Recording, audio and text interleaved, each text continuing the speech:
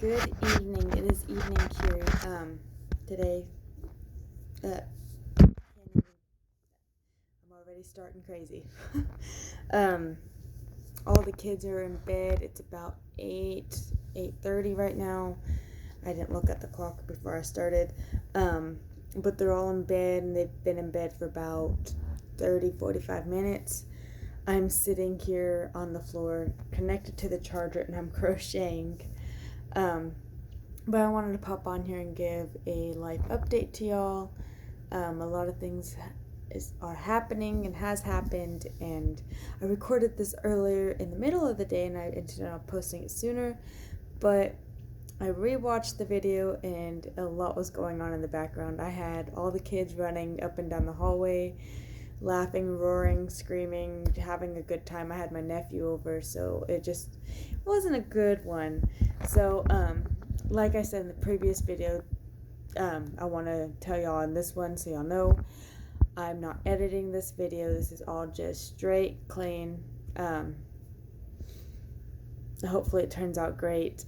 I've been trying to get updates up and I haven't been able to either get them edited to post or I don't get them finished. So this one I'm going to just straight up do the video now and then I'm going to post it. So I hope y'all enjoy and I'm going to jump into it.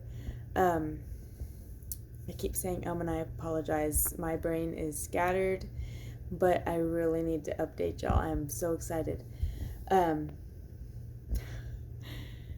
We are still living in the same house as we were before. We still have the farm going. The last time we talked, I didn't have any goats, and we had just chickens, I think. So now we have all of our chickens. We have guineas now. And we have 2 pigs out there with our chickens. We have 2 goats and a sheep. One of my goats is in milk. I'm fixing to breed her this fall so we can have so I can freshen her.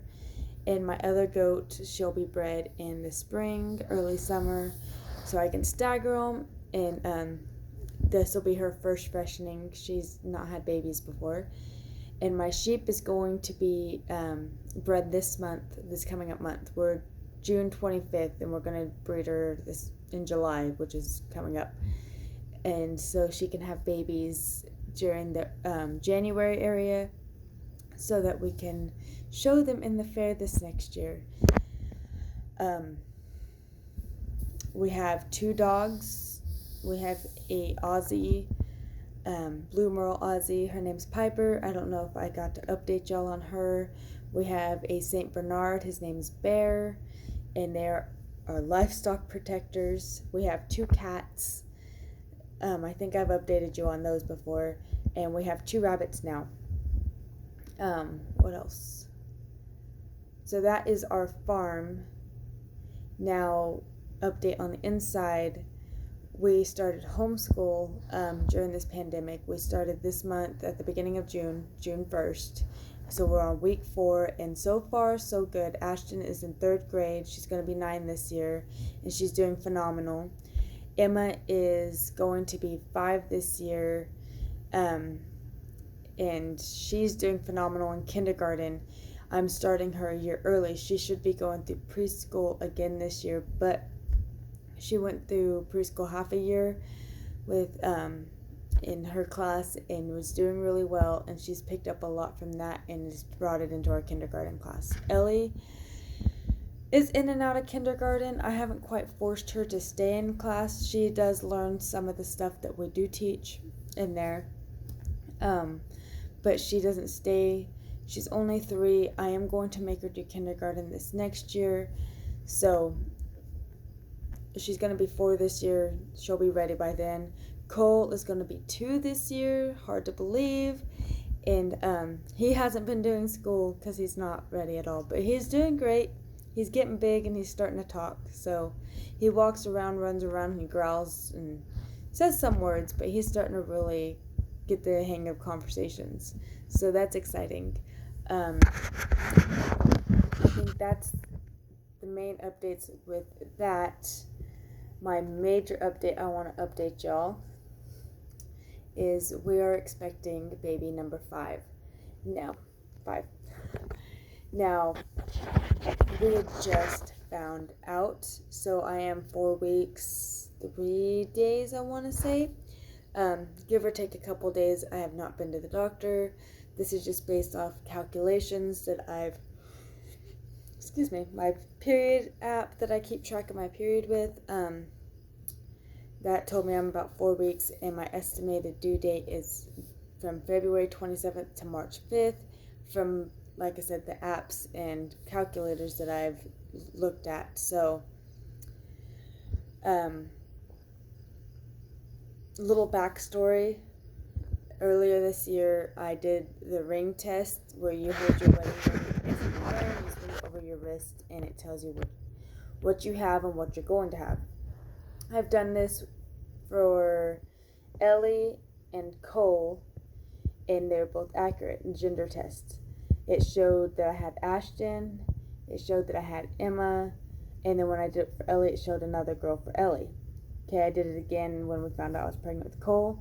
It showed girl, girl, girl, boy. Well, like I said earlier this year, I did the test that one day, and then I went to show my friends that I did it, and it came out with the same result. It showed 3 girls, boy, and then another boy. So it was kind of predicting the future that I was going to have another kid. Granted, I don't know if it's a boy or a girl, but for test sake, it could be a boy, or for prediction sake. So I'm not sure.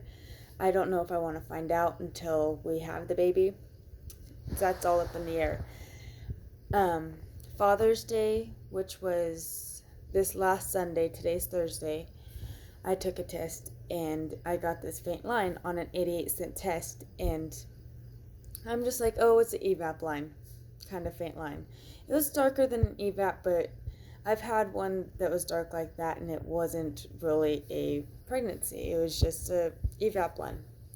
So I just kind of blew it off. I'm like, no, I'm not pregnant. And I've been taking pregnancy tests before every period because I stopped taking my birth control in January due to complications with myself. And I'm finally getting back to being regulated, or I was. And we weren't trying, but I was taking them precautionary just to make sure we weren't. And so this time I was just taking them again. Like I said, I got a faint line, and then my body was just feeling a little different this month. And I'll explain symptoms in a minute. And so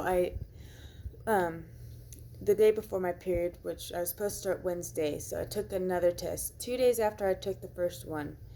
And it was mid-afternoon when I took it. Came up immediate positive. I'm not even kidding. A couple seconds. I wish I could have recorded it. It came up positive, and I started crying, and I was screaming at Nathan. He had just got home. I'm like, Nathan, come here. And he immediately told my mom, which most of the time we wait to tell him because I get scared to tell anybody. But we went ahead and just told him right off, and she's like, you better take another one. So I tried to take a digital, barely was able to, and it came up pregnant right away. So between a very, very, very faint to extreme positive in 2 days, and then, so I've known for 2 days now, going off of when I took the test, and I'm very excited. I'm nervous, but I'm excited. I'm very excited for this. Baby number 5. Why not? Let's do this. I don't have a choice now. So, I'm going to jump into symptoms now. The past few months, I've been having sore boobs, nausea here and there, and just kind of random symptoms that you could say I'm pregnant with. But period and pregnancy symptoms are so much alike, it's hard to decipher. So, that's another reason why I take pregnancy tests, just to make sure.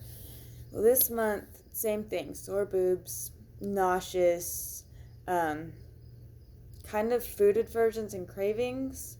I've been extremely exhausted and extremely emotional this month. And that's kind of what questioned me, but in the same sense, I was like, it's just my body being weird. Boy, was I wrong.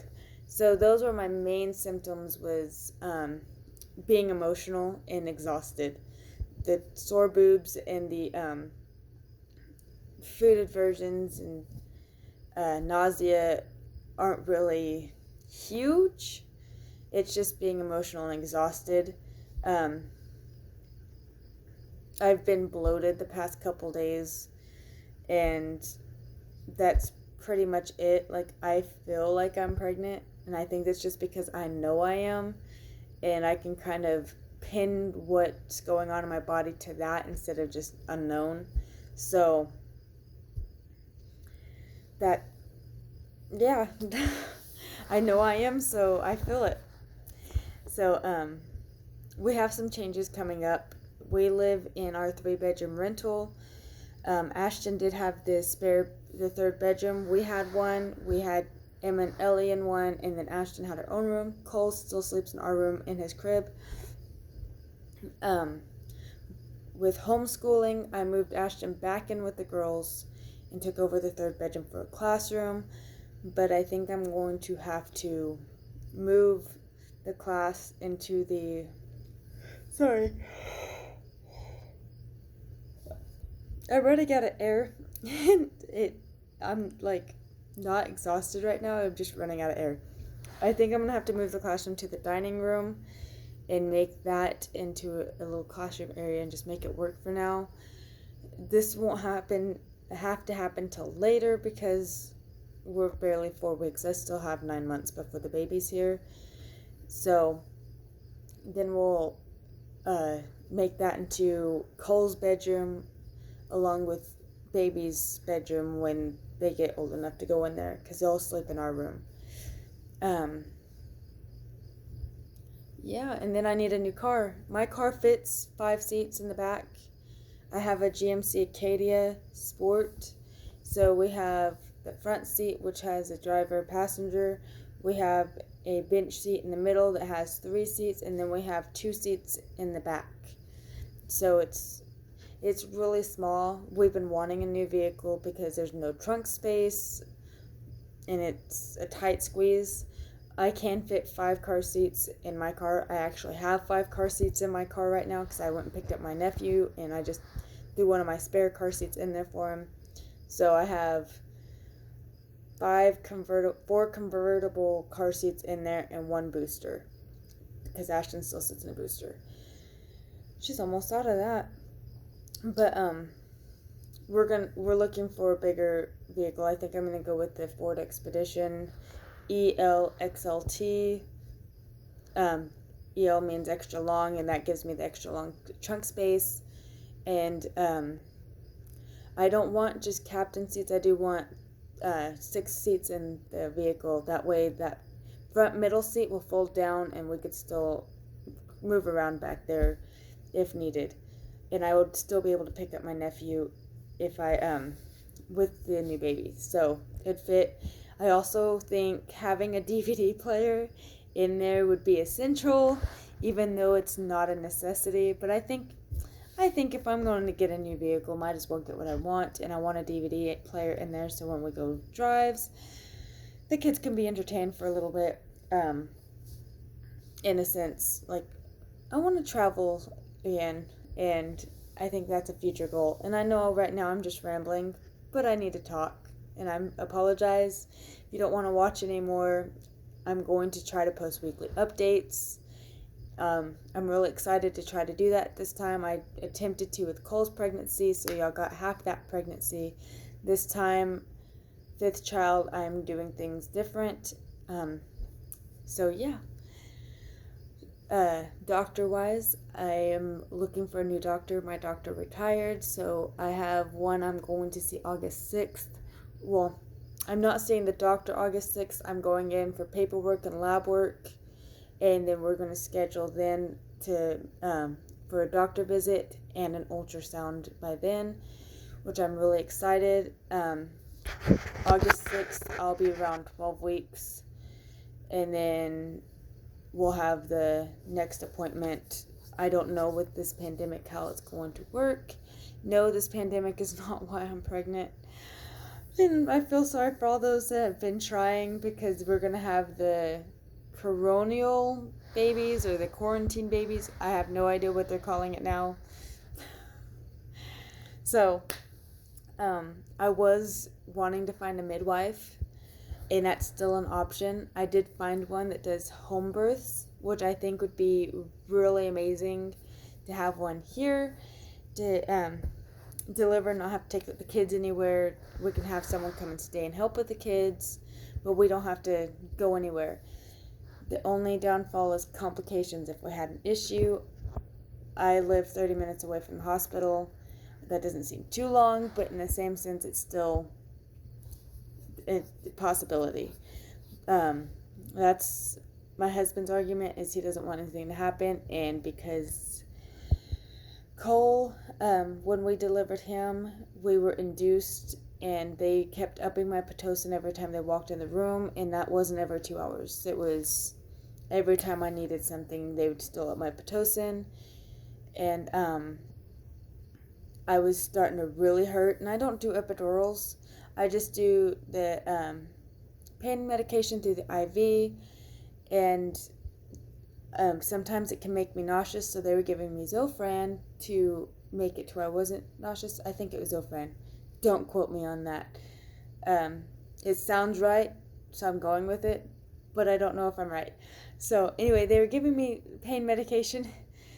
They were giving me nausea medication first, and they just finished that, and his heart rate dropped. They had not even given me pain medication yet. His heart rate dropped, and it was for about 5 minutes that it was down. And I was freaking out, having to stay calm. They were calling the anesthesiologist in, and I was going to go for emergency C-section, but he ended up leveling out, and we ended up getting him delivered about an hour, 2 hours later after that. So, it was scary, very scary. That was probably the most complicated delivery I had, and that was just because of that. He did have a big head, and the doctors, when I went for one of his checkups, asked, "Did you know he had a big head?" Yeah, I knew he had a big head. All of mine were vaginal births. All three, I say natural, with just pain medication through the IV, except for Cole. He was all natural. Ashton, I did have an epidural. Where was I going with that? Yeah, I lost it. But, they used the suction on top of his head, and this is what scares my mom, to help get his head out. It was painful. I was in a lot of pain. That's usually when I get the pain meds, is towards the end, so it kind of knocks off the edge. And the suction cup popped off his head, and my mom thought his head came off and about passed out. He's fine. He was fine. There was nothing wrong with him. He was just stuck. So he came out fine, though. He's healthy. Ellie, the only complication with her pregnancy was from bruising, from having her so close to Emma. We had a blood pocket around the uterus that ended up dissolving. They said it was basically like a bruise around the uterus, and that's because they're 14 months apart. Emma, no complications. Ashton, I had preeclampsia, so we had to induce early, 2 weeks early. So, and Ellie has a heart murmur, but that's just how her heart is. They said she has no complications. It's just the way her heart sounds.